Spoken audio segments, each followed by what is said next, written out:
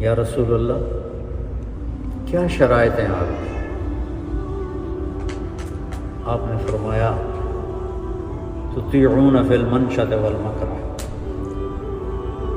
ہر حال میں میری اطاعت کرو گے، جی چاہے یا نہ چاہے، خوشی کے ساتھ یا ناگواری کے ساتھ میری مانو گے۔ تنفقون علی فی العسر والیسر، تنگی میں اور خوشحالی میں میرے اوپر خرچ کرو گے۔ تمنعوننی کما تمنعون ابناءکم و اولادکم، میری حفاظت کرو گے جیسے اپنی اولاد کی حفاظت کرو۔ تأمرون بالمعروف وتنہون عن المنکر وتجاہدون فی سبیل اللہ، امر بالمعروف کرو گے، نیکی پھیلاؤ گے، برائی مٹاؤ گے، جہاد کرو گے۔ ولا تخافون فی اللہ لومۃ لائم، اور اللہ کے معاملے میں کسی کی لان تان کی پرواہ نہیں کرو گے۔ 5 شرط۔ تو ان کا یہ ہم تیار ہیں۔ اسد بن زرارہ نے کہا یا رسول اللہ ہاتھ بڑھائیں، آیت ایسے ہوتی تھی۔ تو ایک صحابی ہیں ان میں سے، مدینے والوں میں سے، ان کا نام بھی عباس ہے، لیکن عباس بن مرداس، یہ عباس بن عبد المطلب تو عباس بن مرداس۔ پہلے سوچ لو کہ اگر ہاتھوں میں ہاتھ دے رہے ہو اس بندے کے تو تم پر پورا عرب حملہ کرے گا، اور تمہاری عورتیں بیوہ ہوں، تمہارے بچے یتیم ہوں، تمہارے مال لوٹے جائیں گے اور تمہارے اوپر قبضے کیے جائیں گے۔ اگر برداشت کر سکتے ہو بسم اللہ کرو، اگر نہیں کر سکتے ہو یہ سب ہونے والا ہے تو پھر ابھی چھوڑ۔ تو ابو الحسن بن تیہان نے پوچھا یا رسول اللہ، یہ جیسے عباس کہہ رہا ہے ہمارا بھائی، یہ سب کچھ ہمارے ساتھ اگر ہو جائے تو ہمیں ملے گا کیا؟ تو آپ نے فرمایا تمہیں جنت ملے گی۔ اب پھر تو کوئی سوچنے کی بات ہی نہیں۔ تو اسد بن زرارہ ابو الحسن بن تیہان دونوں میں ہوئی دوڑ کہ کون پہلے ہاتھ دیتا ہے۔ تو زیادہ یہ کہتے ہیں کہ ابو الحسن بن تیہان کا ہاتھ پہلے پڑ گیا، اسد بن زرارہ تھوڑا سا پیچھے رہ گیا، تو انہوں نے بیعت کی۔ پھر سب نے بیعت کی۔ حضرت منی اور ہمارا بھی آگے بڑھیں گا، نہیں میں عورتوں کو ایسے ہاتھ میں ہاتھ نہیں دیتا، ہماری ویسے ہی بیعت ہوگی۔ تو عبداللہ بن رواحہ کہنے کہ یا رسول اللہ کر دیں حملہ مکے پر ہم؟ آپ نے کہا نہیں، ابھی مجھے اس کا حکم نہیں ہوا، ابھی تم خاموشی سے چلے جاؤ۔ وہ گئے تو شیطان نے پہاڑ کے اوپر کھڑے ہو کر ایک زوردار آواز لگائی، مکے والوں تمہارے خلاف یثرب والوں نے سازش کر دی۔ یہ آواز قریش نے سنی اپنے کانوں کے ساتھ۔ تو جب صبح ہوئی تو انہوں نے مدینے کے سردار بلا لیے، بھائی کیا سازش کرو، کیا سازش کرو؟ ان کو پتہ ہی نہیں تھا کہ سارا کام تو نوجوانوں نے کیا۔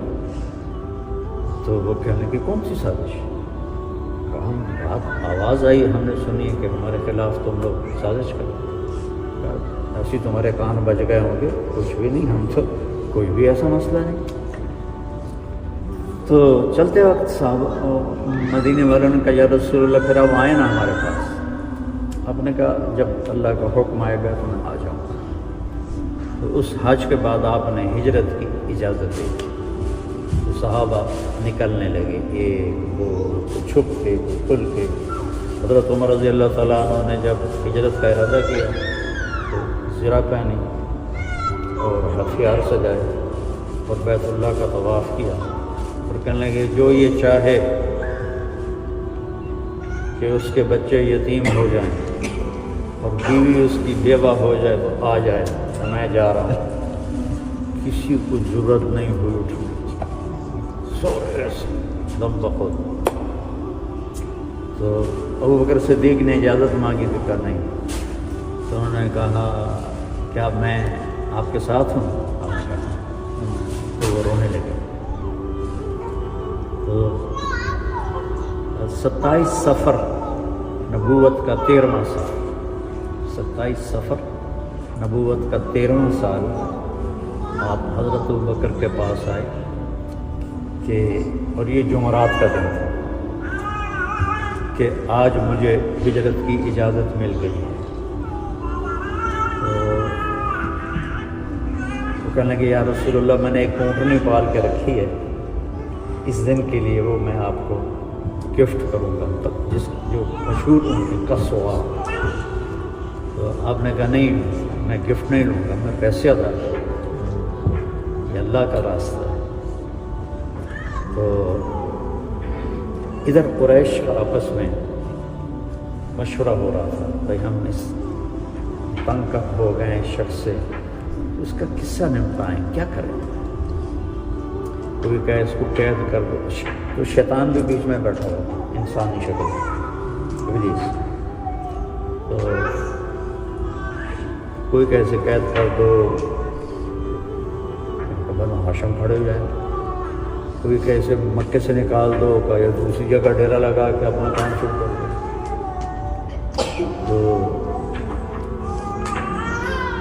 کسی تجویز پہ اتفاق نہیں ہو رہا تھا، تو شیطان نے کہا ایک تجویز میری بھی، تو کیا کہ ہر قبیلے سے ایک آدمی لو اور اس کے گھر کا گھیرا ڈال دو، تو جب صبح نکلے تو سارے مل کے قتل کر دو، تو پھر کسی ایک پر الزام نہیں آئے گا، تو بنو ہاشم سب سے تو نہیں لڑ سکتے۔ ہاں یار تو نے صحیح بات کی۔ نے حضرت علی کو اپنے بستر پہ سلایا، ستمبر کا مہینہ تھا، گرمی تھی، تو باہر آپ صحن میں چارپائی تھی، تو انہوں نے اپنا چادر لے لی اور آپ باہر نکلے اور مٹھی ریت کی لی اور وجعلنا من بین ایدیہم سدا ومن خلفہم سدا فاغشیناہم فہم لا یبصرون۔ ہم نے ان کے آگے بھی دیوار کھڑی کر دی، پیچھے بھی دیوار کھڑی کر دی، وہ اندھے ہو گئے اور ایسے پھینکے، وہ سب کی آنکھوں میں پڑی، وہ تھوڑی دیر کے لیے سب کو نظر آنا بند ہو گیا، اب آرام سے نکلے۔ تو شیطان نے شور مچا، وہ نکل گیا نکل گیا، تو انہوں نے دیکھا تو آگے حضرت علی سوئے ہوئے تھے، کہا نہیں نکلا نہیں نکلا، وہ پڑا ہوا، ایک نے اٹھا کے پتھر مارا، حضرت نے ہائی کیا، پھر دوسرا پتھر، تیسرا، 3-4 پتھر پڑے تو ان کی آواز نکلی۔ خیر وہ مطمئن ہو گئے ایسا نہیں۔ آپ ابوبکر صدیق رضی اللہ عنہ کے گھر گئے، تو وہاں سے یہ 27 کی رات ہے اور شب جمعہ ہے، جمعہ کی رات ہے، آپ چلے غار ثور، یہ غار ثور ابوبکر کہ یا رسول اللہ آج کے دن کے لیے میں نے ایک جگہ تلاش کی ہوئی، تو ہم وہاں چلتے ہیں، جب ہماری تلاش رک جائے گی پھر ہم نکل جائیں گے، ادھر مدینہ ادھر غار ثور، جیسے بہت اونچا پہاڑ ہے، تو ہمارے نبی پنجوں پہ چل رہے تھے، ایسے پاؤں نہیں رکھ رہے تھے، کہ اس زمانے میں کھوجی ہوتے تھے جو پاؤں کا نشان پہچان کے اور آخر تک پہنچا۔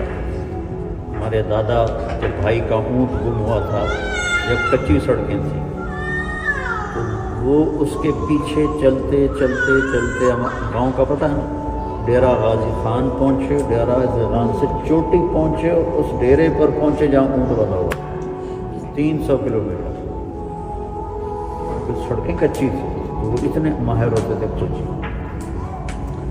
ابوبکر کبھی آگے چلیں کبھی پیچھے چلیں، کبھی آگے چلیں کبھی پیچھے چلیں۔ ہم نے کہا کیا کر رہے ہو؟ کبھی آگے آ جاتا کوئی پیچھے آ جاتا، کہا جی جب خیال آتا ہے کوئی آگے چھپا ہوا نہ ہو تو میں آگے ہو جاتا ہوں، جب خیال آتا ہے کوئی پیچھے سے حملہ نہ کر دے تو میں پیچھے ہو جاتا ہوں۔ تو آپ نے ان کو دعا دی۔ جب آپ پہاڑ پہ چڑھنے لگے تو کوئی 3 کلومیٹر کا سفر تھا، تو پنجوں پر چلتے چلتے پریشر آ کر کنکریاں چبھ چبھ کے انگلیاں زخمی ہو گئی، تو وہ جم نہیں رہی تھی چڑھائی پر۔ ابوبکر صدیق نے آپ کو اپنی کمر پہ اٹھایا اور پورے پہاڑ طے کر کے اوپر پہنچے۔ تو مکے میں جا کے دیکھنا آپ لوگ، آپ کو باہر بٹھا دیا اور خود اندر گھس گئے، اندھیرا تھا، چاند کی روشنی تو تھی نہیں 27 کی رات تھی، ٹٹول کے سارے سوراخ بند کیے، پھر سوراخ باقی تھے تو اپنی پگڑی اتار کے پھاڑ کے بند، پھر بھی سوراخ باقی رہ گیا تو اپنا کرتا اتارا اور پھاڑ کے سوراخ بند کیے، ایک باقی رہ گیا وہ جس میں سانپ تھا، اس پہ اپنی ایڑی رکھ، کہا یا رسول اللہ آ جائے۔ اندھیرے میں آپ کو نہیں پتہ چلا کہ ابوبکر نے کیا کیا؟ جب تھوڑی صبح ہوئی روشنی ہوئی تو دیکھا ابوبکر کے نام پگڑی نہ کرتا، کہا ابوبکر یہ کیا؟ کہا یا رسول اللہ یہ سارے سوراخ تھے، مجھے ڈر لگا کوئی چیز اس میں نقصان دینے والی نہ ہو، اس لیے میں نے کرتا پھاڑ کے پگڑی پھاڑ کے یہ سارا بند کیا ہے۔ ایک دم ہمارے نبی کے آنسو نکل آئے، رونے لگے، کہ یا اللہ میں ابوبکر سے راضی ہوں، تو بھی اس سے راضی ہو جا اور اسے جنت میں میرا ساتھی بنا۔ ایک دم جبریل آئے اور کہنے لگے یا رسول اللہ، اللہ تعالیٰ خوشخبری دے رہے ہیں کہ ہم ابوبکر سے راضی ہو گئے اور جنت میں آپ کا ساتھی بنا لیا۔ تو آپ کے بیٹے تھے عبداللہ بن ابوبکر، وہ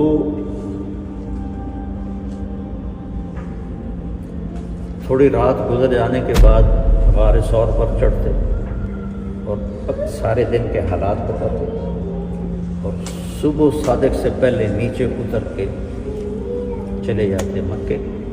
تو پیچھے آپ کے غلام تھے، وہ وہاں بکریاں چھوڑ دیتے تاکہ قدموں کے نشان کو کوئی پہچان نہ لے، اور جب رات کا اندھیرا ہو جاتا تھا تو وہ دودھ بکریوں کا نکال کے تو وہ آپ کا غلام وہ اوپر جا کے ان کو دودھ دے کر آتا۔ 27 کی رات، 28 کی رات، 29 کی رات۔ اگلے دن شروع ہو گئی، یعنی 28 کے دن، 27 کے دن کدھر گیا؟ اچھا صبح ہوئی تو حضرت علی اٹھ بیٹھے اور وہ غصے میں آ کے انہوں نے ان کی پٹائی شروع کر دی، محمد کدھر؟ مجھے کیا پتا، میں تو اندر ہوں۔ کہنے لگے ہمیں شک رات کو ہی پڑ گیا تھا کہ یہ محمد نہیں ہے، کیونکہ ہم اسے جتنے بھی پتھر مارتے تھے وہ ہائے نہیں کرتا تھا اور یہ ہر پتھر پہ ہائے کر رہا تھا، تو ہمیں شک پڑ گیا تھا کہ یہ محمد نہیں کوئی اور ہے۔ تو پھر انہیں ایک دم جواب پھیل گیا اور وہ کھوجی جو تھے وہ آپ کے پنجوں کو پہچانتا اور سور کے اوپر لے کر آگے اللہ کے حکم سے ایک مکڑی نے، اللہ نے ایک بیل نکالی ایسے، اس کی شاخیں بن گئی، اس میں مکڑیوں نے جالے کام